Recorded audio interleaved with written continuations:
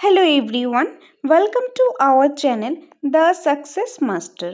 আমি সুস্মিতা আর আমি আজকে তোমাদের জন্য পলিটি থেকে গুরুত্বপূর্ণ একটা ক্লাস নিয়ে এসেছি আর সেই ক্লাসের টপিকটা হলো ইম্পর্টেন্ট আর্টিকেল অথবা গুরুত্বপূর্ণ অনুচ্ছেদ। তো আজকে এই ক্লাসের মধ্যে আমরা ইম্পর্টেন্ট কিছু আর্টিকেল নিয়ে আমরা আলোচনা করব, কোন আর্টিকেলের মধ্যে কী কাজ রয়েছে কি রয়েছে সেটা নিয়ে আমরা আজকে আলোচনা করব।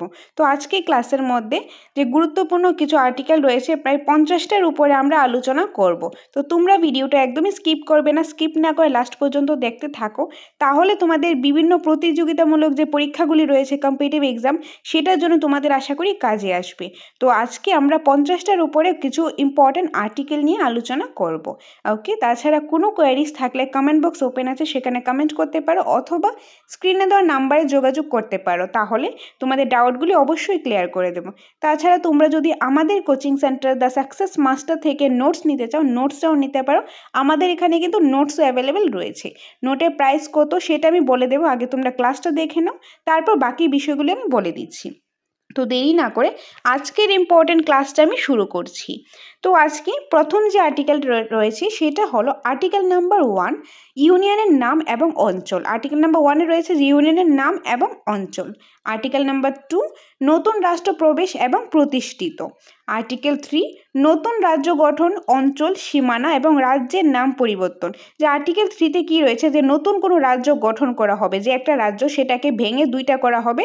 তো দুইটা করা হলো, যে নতুন রাজ্য গঠন করা হলো, তারপর যে তার অঞ্চলটা রয়েছে, তার সীমানা কতটুকু হবে বা রাজ্যের নাম পরিবর্তন করা হলো, সেটা রয়েছে আর্টিকেল 3-এ।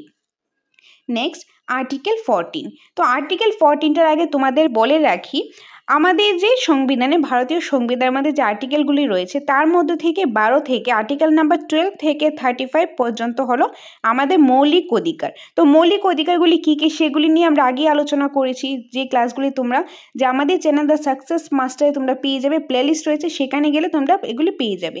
তো 12 থেকে আর্টিকেল নাম্বার 12 থেকে 35 পর্যন্ত হলো আমাদের মৌলিক অধিকার। তো মৌলিক অধিকারগুলি কী কী সেটা আমরা আলোচনা করেছি। তো এখন 14টাকে এটা মৌলিক অধিকারই আসে। তো এখানে কি রয়েছে সেটা আমরা দেখে নিই। আর্টিকেল নাম্বার 14-এ রয়েছে আইনের সামনে সমতা, যে মানে আইনের চোখে কি, আইনের চোখে সবাই সেম, সবাই সমান, কেউ ছোট কেউ বড় নয়, আইনের চোখে সবাই সমান, আইনের কাছে সবাই সমান অধিকার, সমান। ওকে, তো এটা হলো article number 14। Article number 15। Article number 15-এ রয়েছে ধর্ম, বর্ণ, লিঙ্গ ভিত্তিতে বৈষম্য নিষিদ্ধ। মানে যে ধর্ম, বর্ণ, লিঙ্গ যে এইসবের ভিত্তিতে যে বৈষম্য করবে সেটা কি, সেটা নিষিদ্ধ, যেটা রয়েছে আর্টিকেল নাম্বার 15-এ। আর এই যে এগুলি রয়েছে এগুলি কিন্তু সবগুলো আমাদের মৌলিক অধিকার। তারপর রয়েছে আর্টিকেল 16, সরকারি কর্মসংস্থানের ক্ষেত্রে সুযোগের সমতা। যে সরকারি যে কর্মসংস্থান রয়েছে সেখানে যে সুযোগের মধ্যে কি সবাই সমান, সেই সমতা রয়েছে, সমান অধিকার। আর্টিকেল 17, অস্পৃশ্যতার বিলুপ্তি। এটা মানে কি, অস্পৃশ্যতার বিলুপ্তি। আর্টিকেল নাম্বার 17-এ রয়েছে অস্পৃশ্যতার বিলুপ্তি, আর এগুলি কিন্তু খুবই ইম্পর্টেন্ট। নেক্সট আর্টিকেল 20, অপরাধী দোষী সাব্যস্ত হওয়ার বিষয়ে সংরক্ষণ। যে অপরাধী দোষী সাব্যস্ত হওয়ার বিষয়ে সংরক্ষণ। তো এটা কি, এটা আমরা যে মৌলিক অধিকার ক্লাসের মধ্যে ডিটেলসে এটা আলোচনা করেছিলাম, তাও তোমাদেরকে শর্টে বলে দিচ্ছি। অপরাধী দোষী সাব্যস্ত হওয়ার বিষয় সংরক্ষণটা হলো, যেরকম কোনো একটা মহিলা প্রেগনেন্ট, সেই প্রেগনেন্ট অবস্থাতে সে তাকে জেলে নিয়ে যাওয়া হলো, তার যে শাস্তি হলো।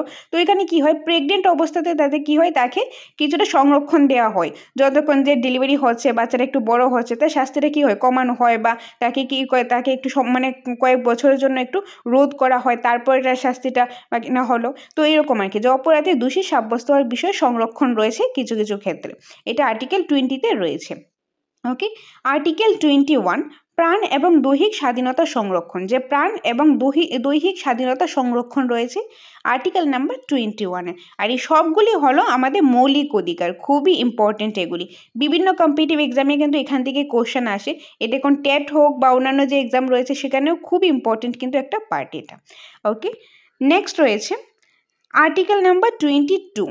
আর্টিকেল 22-এ রয়েছে বিভিন্ন কারণে গ্রেপ্তার আটকের বিরুদ্ধে সংরক্ষণ। যে বিভিন্ন কারণে গ্রেপ্তার আটকের বিরুদ্ধে সংরক্ষণ রয়েছে। আর্টিকেল 23, মানুষ ক্রয় বিক্রয় এবং বেকার কাটানো নিষিদ্ধকরণ, যে মানুষকে যে ক্রয় বিক্রয়, যে হিউম্যান ট্রাফিকিং, যে অনেক মানুষকে বিক্রি করে দেয়, ছোটো বাচ্চাকে বিক্রি করে দেয়, মেয়েদের বিক্রি করে দেয়, এরকম মানুষকে যে বিক্রি করা বা কেনা, এটা রুলসের নেই, এটা হলো নিষিদ্ধকরণ। বা বেকার কাটানো, যে মানুষকে নিয়ে গিয়ে তাদেরকে কাজ করানো হলো, তো এগুলি হলো নিষিদ্ধকরণ। এটা রয়েছে আর্টিকেল নাম্বার 23 এ। আর্টিকেল 24 বিপজ্জনক কাজে শিশুদের নিয়োগ করা, যে কোনো বিপজ্জনক কাজের মধ্যে শিশুদের নিয়ে কাজ করানো সেটা নিষিদ্ধ আছে আর্টিকেল নাম্বার 24 এ। আর্টিকেল 25 বিবেকের ও অবাধের ধর্ম অবলম্বনের স্বাধীনতা, যে বিবেকের বা অবাধের ধর্ম অবলম্বনের স্বাধীনতা রয়েছে। আর্টিকেল 27 ধর্মীয় প্রতিষ্ঠান বৃদ্ধি বা শোষণের জন্য কর না দেওয়ার স্বাধীনতা, যে ধর্মীয় যে প্রতিষ্ঠান রয়েছে সেগুলি বৃদ্ধির জন্য বা শোষণের জন্য কর না দেওয়ার, ট্যাক্স না দেওয়ার স্বাধীনতা রয়েছে। যেরকম বিভিন্ন যে মন্দির মসজিদ বা যে গির্জা রয়েছে, এগুলির মধ্যে এগুলির মধ্যে যে অনেকে যেরকম আমরা মন্দিরে গেলে কি করলাম, গিয়ে আমরা যে দান বক্সের মধ্যে যে কি করলাম, আমরা টাকা দিলাম, যার যেরকম সামর্থ্য আমরা দিলাম। তো এটার মধ্যে এরকম অনেক মন্দির আছে, যেরকম রাম মন্দির বা অনেক মন্দির মসজিদ, এরকম অনেক কিছু আছে ধর্মীয় প্রতিষ্ঠানগুলি। সেখানে কি হয়, যে ভক্তরা গেল, এখানে গিয়ে তারা টাকা দিল, ওই যে টাকাটা হয়, যে ধর্মীয় প্রতিষ্ঠানগুলি যখন টাকাটা হয়, সেটা ওই প্রতিষ্ঠানের বৃদ্ধির জন্য বা ওইটা শোষণের জন্য, ওইটা ভালোর জন্য দেওয়া হয়। তো ওইটার জন্য কোনো ট্যাক্স দিতে হয় না, ওইটার জন্য কোনো কর দিতে হয় না, ওইটা না দেওয়ার স্বাধীনতা রয়েছে ধর্মীয় প্রতিষ্ঠানগুলির। ওকে, এটা রয়েছে আর্টিকেল 27 এ। ওকে, আর এগুলিও কিন্তু মৌলিক অধিকার। নেক্সট, আর্টিকেল 28 কতগুলি প্রতিষ্ঠানে ধর্মীয় শিক্ষা দেওয়ার বিষয়ে স্বাধীনতা, যে কতগুলি প্রতিষ্ঠানের মধ্যে ধর্মীয় শিক্ষা দেওয়ার বিষয়ে স্বাধীনতা রয়েছে, যে তাদের ধর্মের শিক্ষা দেবে, যে কি ধর্ম রয়েছে সেটার বিষয়ে শিক্ষা দেবে, সেটার স্বাধীনতা রয়েছে কতগুলি প্রতিষ্ঠানে। আর্টিকেল 29 সংখ্যালঘুদের ভাষা লিপি বা সংস্কৃতি সংরক্ষণ, যে সংখ্যালঘুদের, তো সংখ্যালঘুদের যাদের যে মাইনরিটি যেটা বলা হয়, যাদের সংখ্যায় কম রয়েছে, বিভিন্ন ধর্মের লোক, যেরকম আমাদের যে ইন্ডিয়ার মধ্যে, আমাদের ভারতের মধ্যে যে হিন্দু সংখ্যাটা বেশি, তাছাড়া আরও কিছু রয়েছে, মুসলিম রয়েছে, তারপর যে খ্রিস্টান রয়েছে, অন্য ধর্ম রয়েছে, তারা হলো সংখ্যালঘু, যেহেতু তারা সংখ্যায় কম রয়েছে তাদের সংখ্যালঘু বলা হয়, মাইনরিটি। তো তাদের যে ভাষা রয়েছে, তাদের যে ল্যাঙ্গুয়েজটা রয়েছে, তাদের লিপি রয়েছে, তাদের যে সংস্কৃতি রয়েছে, সেগুলি সংরক্ষণ করতে হবে, সেটা তাদের সংরক্ষণ করার অধিকার তাদের রয়েছে। এটা আর্টিকেল নাম্বার 29 দেওয়া রয়েছে।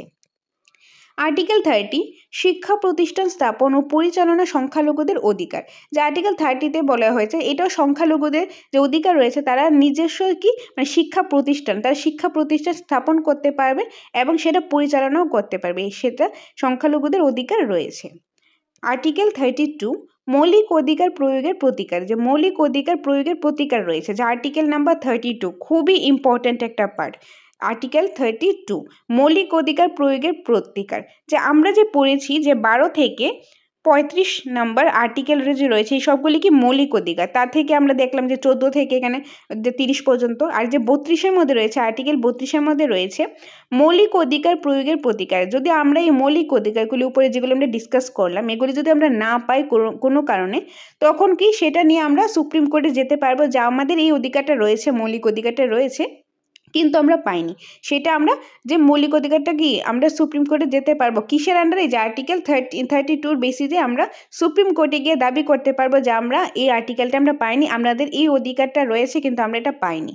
তো এটা হলো খুবই ইম্পর্টেন্ট। আর তাছাড়া ডক্টর বি.আর. আম্বেদকর এই যে আর্টিকেল 32 রয়েছে মৌলিক অধিকারের প্রয়োগের প্রতিকার, এটার মধ্যে এটাকে বলেছে আর্টিকেল 32টা হলো বিশাল। ওকে, তো এটাকে বলেছি সংবিধানে আত্মাও বলেছে। ওকে, দ্য সোল অফ কনস্টিটিউশনও বলেছেন, এটাকে মিনি কনস্টিটিউশনও বলেছেন। ওকে, যেটা কি বলেছেন, মিনি কনস্টিটিউশন, কোনটাকে, আর্টিকেল নাম্বার 32-কে। আর এই আর্টিকেল নাম্বার 32-র বেসিসেই আমরা সুপ্রিম কোর্টে যেতে পারবো, যে আমাদের মৌলিক অধিকার রয়েছে ওইগুলি আমরা পাইনি, বা যে কোনো মৌলিক অধিকারগুলি যে রয়েছে ওইগুলো আমরা না পেলে সুপ্রিম কোর্টে আমরা যেতে পারবো। ওকে, তো এতটুকু আমরা কি পড়লাম, যে মৌলিক অধিকারগুলি আমরা দেখলাম। এখন আমরা 37 থেকে শুরু হবে, এটাও তোমরা মনে রাখবে, খুবই ইম্পর্টেন্ট। আমি জাস্ট প্রিভিয়াস ক্লাসের মধ্যেই ডিপিএসপি নিয়ে আলোচনা করেছি, তো তোমরা ডিপিএসপি দেখলে এটা অনেকটা সুবিধা হবে। ডিপিএসপির মধ্যে যে আর্টিকেল নাম্বার 36 থেকে 51 পর্যন্ত যে আর্টিকেলগুলি রয়েছে, সেগুলি হলো ডিপিএসপি।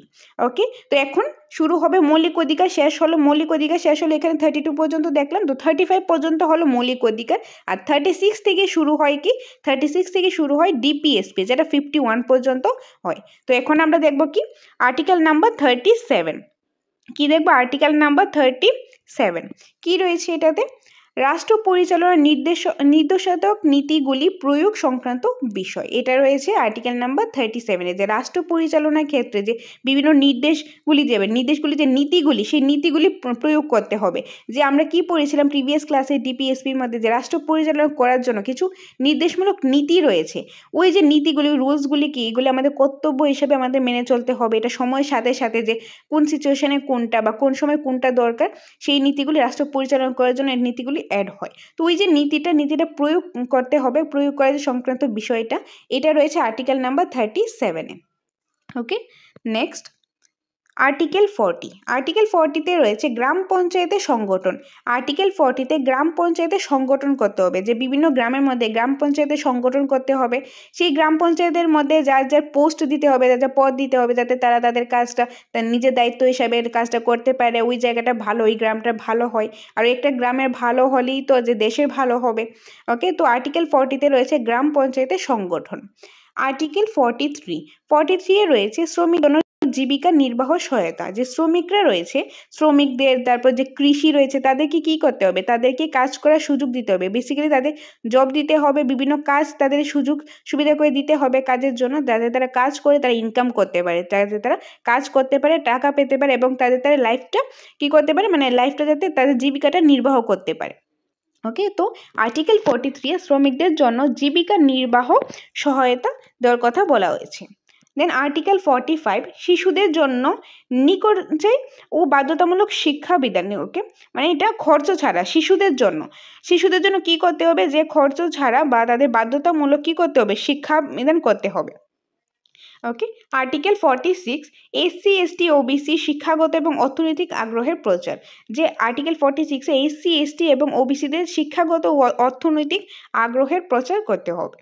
আর্টিকেল 47-এ জীবনযাত্রার মান এবং জনস্বাস্থ্যের উন্নতি করার দায়িত্ব, জীবনযাত্রার মান এবং জনস্বাস্থ্যের উন্নতি করার দায়িত্ব আর্টিকেল নাম্বার 47-এ রয়েছে।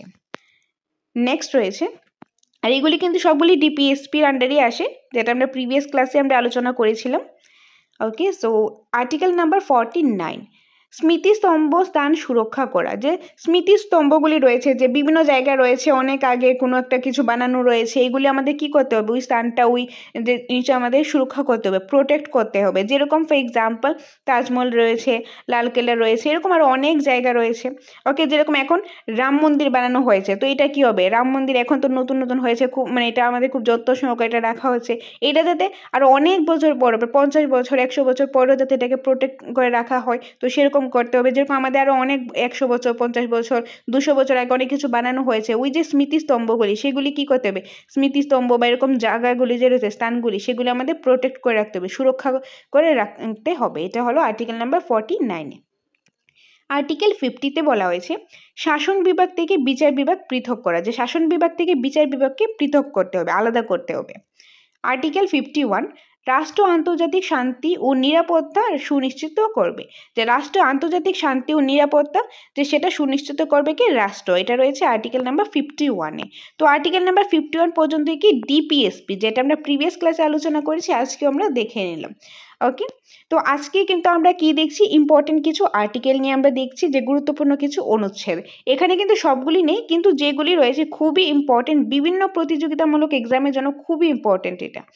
ওকে, সো নেক্সট রয়েছে এখন আর্টিকেল নাম্বার 52। আর্টিকেল 52-এ রয়েছে ভারতের রাষ্ট্রপতি, যে আর্টিকেল নাম্বার 52-এ কী ব্যাপারে রয়েছে, ভারতের রাষ্ট্রপতি নিয়ে রয়েছে। আর্টিকেল 54, রাষ্ট্রপতির নির্বাচন, যে রাষ্ট্রপতি কিভাবে নির্বাচন হবে সেই বিষয়টা রয়েছে আর্টিকেল নাম্বার 54-এ। দেন আর্টিকেল নাম্বার 63, আর্টিকেল নাম্বার 63-এ রয়েছে রাষ্ট্রপতি নিয়োগ আলোচনা, রাষ্ট্রপতি কিভাবে নিয়োগ হবে সেটা আলোচনা রয়েছে 63-এ, আর্টিকেল 63-এ। আর্টিকেল 74, রাষ্ট্রপতিকে সহায়তা ও পরামর্শ দেওয়ার জন্য মন্ত্রী পরিষদ, যে রাষ্ট্রপতিকে যে সহায়তা করবে, যে কোনো সাজেশন দেবে, হেল্প করবে, সেটা দেওয়ার জন্য একটা মন্ত্রী পরিষদ, সেই মন্ত্রী পরিষদ দেওয়ার জন্যই কি রয়েছে এই যে আর্টিকেল নাম্বার 74-এ, যাতে রাষ্ট্রপতিকে সহায়তা করা হয় এবং পরামর্শ দেওয়ার জন্য একটা মন্ত্রী পরিষদ গঠন করা হয়, সেটা রয়েছে আর্টিকেল নাম্বার 74-এ। দেন আর্টিকেল 75, প্রধানমন্ত্রী এবং মন্ত্রী পরিষদ রাষ্ট্রপতি দ্বারা নিযুক্তি। যে প্রধানমন্ত্রী আর মন্ত্রী পরিষদ সেটা কি রাষ্ট্রপতি দ্বারা যে নিযুক্তি হবে সেটা রয়েছে আর্টিকেল নাম্বার 75। আর্টিকেল নাম্বার 76, ভারতের অ্যাটর্নি জেনারেল, ভারতের অ্যাটর্নি জেনারেল। ওকে, আর্টিকেল নাম্বার 79, সংসদ গঠন, সংসদ গঠন রয়েছে আর্টিকেল নাম্বার 79, যে সংসদ গঠন করা হবে সেটা রয়েছে আর্টিকেল নাম্বার 79। ওকে, নেক্সট আর্টিকেল 80, রাজ্যসভার গঠন। আর্টিকেল 80-তে রাজ্যসভার গঠন। আর্টিকেল 81, লোকসভার গঠন। যে 80-তে রয়েছে রাজ্যসভার গঠন, 81-এ লোকসভার গঠন। আর্টিকেল 83, সংসদ সদস্যদের সময়কাল। সংসদ সদস্যদের সময়কাল কতটুকু হবে সেটা রয়েছে আর্টিকেল 83-এ। আর্টিকেল 93, স্পিকার এবং ডেপুটি স্পিকার। স্পিকার এবং ডেপুটি স্পিকারের ব্যাপারে রয়েছে কি আর্টিকেল 93-এ। আর্টিকেল 108-এ রয়েছে জয়েন্ট সিটিং। যে জয়েন্ট সিটিং হবে, জয়েন্ট সিটিংটা যে কে করবেন, কে আহ্বান করবেন, এটা কে পরিচালনা করবেন সেটা রয়েছে আর্টিকেল নাম্বার 108-এ। ওকে, 108-এ রয়েছে, 108-এ রয়েছে জয়েন্ট সিটিং। নেক্সট 110, অর্থ বিল। 110-এ রয়েছে কি অর্থ বিল। আর্টিকেল 112, বার্ষিক আর্থিক বাজেট। বার্ষিক আর্থিক বাজেটটার ব্যাপারে রয়েছে আর্টিকেল নাম্বার 112-এ। 124, সুপ্রিম কোর্ট প্রতিষ্ঠিত। সুপ্রিম কোর্ট প্রতিষ্ঠিতের ব্যাপারে রয়েছে 124 নম্বর আর্টিকেল। আর্টিকেল নাম্বার 125, বিচারকদের বেতন। বিচারকদের বেতন কত হবে সেই ব্যাপারে রয়েছে আর্টিকেল নাম্বার 25, আর্টিকেল 125-এ। ওকে, সো আর্টিকেল 148, সিএজি। ওকে, সিএজি হচ্ছে আর্টিকেল 148। নেক্সট আর্টিকেল 154, গভর্নরের কার্যনির্বাহী ক্ষমতা। গভর্নরের কার্যনির্বাহী যে ক্ষমতা রয়েছে সেই ব্যাপারে রয়েছে আর্টিকেল 154-এ।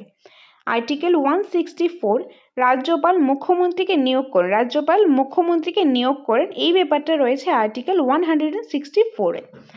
আর্টিকেল 170-তে রয়েছে বিধানসভা। আর্টিকেল 170-তে রয়েছে বিধানসভার ব্যাপারে। আর্টিকেল 171, বিধানসভার পরিষদ গঠন। বিধানসভার যে পরিষদ গঠন রয়েছে 171-এ, বিধানসভার পরিষদ গঠন। নেক্সট আর্টিকেল 243A, আর্টিকেল 243A-তে রয়েছে গ্রাম সভা, গ্রাম সভার ব্যাপারে। আর্টিকেল 243A-তে গ্রাম সভার ব্যাপারে রয়েছে। আর্টিকেল 243B-এ রয়েছে পঞ্চায়েত গঠন। এই যে আর্টিকেল 243A-তে রয়েছে গ্রাম সভা আর আর্টিকেল 243B-এ রয়েছে পঞ্চায়েত গঠন। ওকে, নেক্সট রয়েছে আর্টিকেল 280। আর্টিকেল 280-তে রয়েছে অর্থ কমিশন। আর্টিকেল 280-তে রয়েছে অর্থ কমিশন। আর্টিকেল 300A, আর্টিকেল 300A-তে রয়েছে সম্পত্তির অধিকার। এই যে সম্পত্তির অধিকারটা সেটা কি, সেটা প্রথমে যখন মূল সংবিধান ছিল তখন এটা কি, এটা মৌলিক অধিকারের পার্ট ছিল, যে মৌলিক অধিকারে ছিল কি সম্পত্তির অধিকার ব্যাপারে ছিল, কিন্তু পরবর্তী সময়ে সম্পত্তির অধিকারটা বাদ দিয়ে দিয়েছে, বাদ দিয়ে মানে মৌলিক অধিকার থেকে বাদ দিয়ে দিয়েছে, বাদ দিয়ে এটা আর্টিকেল 300A-তে এটা আবার সংশোধন করা হয়েছে, যেটা কি হবে যে সম্পত্তির অধিকার, কিন্তু এটা মৌলিক অধিকারে এখন আর পার্ট নেই। সো আর্টিকেল 300A-তে রয়েছে সম্পত্তির অধিকার। আর্টিকেল 320, পাবলিক সার্ভিস কমিশনের কার্যাদি। যে পাবলিক সার্ভিস কমিশনের যে কি কাজ রয়েছে সেগুলি ব্যাপারে রয়েছে 320-তে। ওকে, আর্টিকেল 343, ইউনিয়ন সরকারি ভাষা, ইউনিয়নের সরকারি ভাষা। আর্টিকেল 352, জাতীয় জরুরি অবস্থা। যে জাতীয় জরুরি অবস্থার ব্যাপারে রয়েছে কি আর্টিকেল 352 আন্ডারে, যে এই আর্টিকেলের আন্ডারে কি দিতে পারবে, যে জাতীয় জরুরি অবস্থা ঘোষণা করতে পারবেন। ওকে, আর্টিকেল নাম্বার 352, জাতীয় জরুরি অবস্থা, খুবই ইম্পর্টেন্ট এটা। ওকে, নেক্সট আর্টিকেল 356। আর্টিকেল 356-এ রয়েছে রাজ্যের শাসনতান্ত্রিক অচলাবস্থা জনিত জরুরি অবস্থা। রাজ্যের শাসনতান্ত্রিক অচলাবস্থা জনিত জরুরি অবস্থা। আর্টিকেল 360-তে রয়েছে আর্থিক জরুরি অবস্থা। কি রয়েছে, আর্থিক জরুরি অবস্থা। আর্টিকেল 368-এ রয়েছে সংবিধান সংশোধন। যে আর্টিকেল 368-এ এটা কি রয়েছে, সংবিধান সংশোধন, এটার মাধ্যমে সংবিধান সংশোধন করা যায়। ওকে, তো এই ছিল কিছু ইম্পর্টেন্ট আর্টিকেল। তো আজকে আমরা অলমোস্ট 50+ উপরে আমরা ইম্পর্টেন্ট আর্টিকেল নিয়ে আমরা আলোচনা করেছি। আশা করি তোমরা বুঝতে পেরেছো। আর কোনো কনফিউশন থাকলে তোমরা কমেন্ট বক্সে কমেন্ট করে দেবে, তোমাদের ডাউটগুলো অবশ্যই ক্লিয়ার করে দেবো। আর খুবই ইম্পর্টেন্ট ক্লাস, ওকে। আর তাছাড়া কোনো কোয়েরি থাকলে নাম্বার তো আছে, সেই নাম্বারে তোমরা যোগাযোগ করতে পারো। আর যদি আমাদের ক্লাসটা ভালো লেগে থাকে অবশ্যই লাইক করে দিও, কমেন্ট করে জানাবে ভালো লাগছে কিনা, এবং চ্যানেলটা হেল্পফুল মনে হলে সাবস্ক্রাইব করে দিও, ওকে। তো এখন তোমাদের বলে দিই, আমাদের কোচিং সেন্টার দ্য সাকসেস মাস্টারে আমাদের কাছে টেটের নোটস অ্যাভেলেবেল রয়েছে। টেট 1 নোট হলো 3000 টাকা এবং টেট 2 নোট হলো 3000 টাকা। এখন যদি তোমরা চাও টেট 1 এবং টেট 2 দুটো একসাথে নেবে, combine notes, TET 1 plus TET 2 দুটো একসাথে নেবে কম্বাইন নোট, তখন হবে এটা প্রাইস 5000 টাকা, ওকে। তো শুধু টেট 1 হলে 3000 টাকা, আর শুধু টেট 2 হলে 3000 টাকা। টেট 1 এবং 2 দুটো একসাথে নিতে চাইলে হবে 5000 টাকা। আর নোটসটা কীভাবে নেবে, তোমরা এই স্ক্রিনে দেওয়া নাম্বারে যোগাযোগ করতে পারো, তাহলে তোমাদেরকে অ্যাড্রেসটাও বলে দেবো, আর কোথায় থেকে এসে নেবে সেটাও আমি বলে দেবো। আমাদের coaching centre the success master, সেখান থেকে এসে নোটসটা নিয়ে যেতে পারো। তো নোটস নেওয়ার জন্য তোমরা স্ক্রিনে দেওয়া নাম্বারে যোগাযোগ করতে পারো, ওকে। তাছাড়া আমাদের এখানে টেটের জন্য কিন্তু অফলাইন কোচিংয়ের সুবিধা রয়েছে। তো তোমরা যদি অফলাইন কোচিং নিতে চাও তাহলে তোমরা স্ক্রিনে দেওয়া নাম্বারে যোগাযোগ করতে পারো। এডমিশন প্রসেসটা হলো 5000 টাকা এডমিশন ফিস, এবং মান্থলি ফিসটা হলো 500 টাকা, যের মধ্যে তোমরা পেয়ে যাচ্ছ সম্পূর্ণ নোটসটা, যেটা আমরাই জেরক্স করে দেবো, তোমাদের জেরক্স করতে লাগবে না। তার সাথে পেয়ে যাচ্ছ সপ্তাহে 2 দিন ক্লাস, অনলাইন এবং offline OMR sheet based mock test, যেটার জন্য আলাদা কোনো পেমেন্ট তোমাদের করতে লাগবে না, এটার মধ্যেই কিন্তু তোমাদের হয়ে যাবে। তাছাড়াও কোনো কোয়েরিজ থাকলে নাম্বার তো আছে, সেই নাম্বারে তোমরা যোগাযোগ করতে পারো, ওকে। আর ক্লাস যদি ভালো লেগে থাকে অবশ্যই লাইক করে দিও, কমেন্ট করে জানাবে ভালো লাগছে কিনা, এবং চ্যানেলটা হেল্পফুল মনে হলে সাবস্ক্রাইব করে দিও। তো দেখা হবে তোমাদের সাথে পরবর্তী একটা ক্লাসে। Thanks for watching.